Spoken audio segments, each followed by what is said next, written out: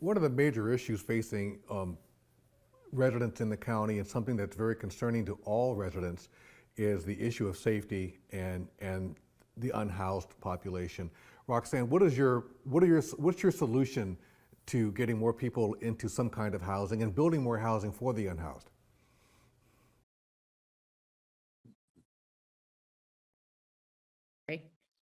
Sorry. I think the county has to leverage funding from the state and federal government and then work at the local level to solve the issue of the lack of affordable housing.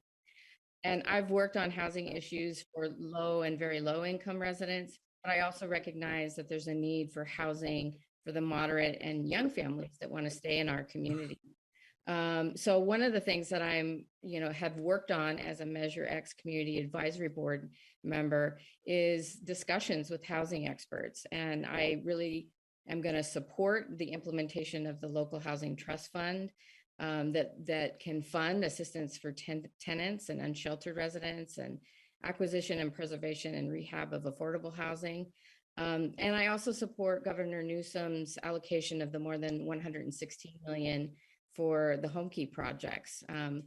I like the fact that Berkeley just received 16.2 million to create 43 units of supportive housing. San Francisco is looking at building 200 units with a combination of rental subsidies and supportive housing that would reduce to zero the number of parents and children who wait months for housing.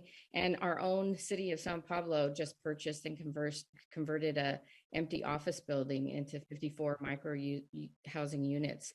And I think, this was a question that London Breed got, I think, this last month, like, how are you going to deal with the unhoused situation, and these pop-up, centers is not enough.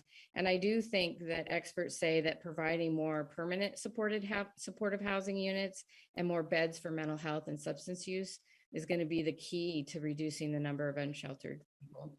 So those are just some of the things that I'm interested in.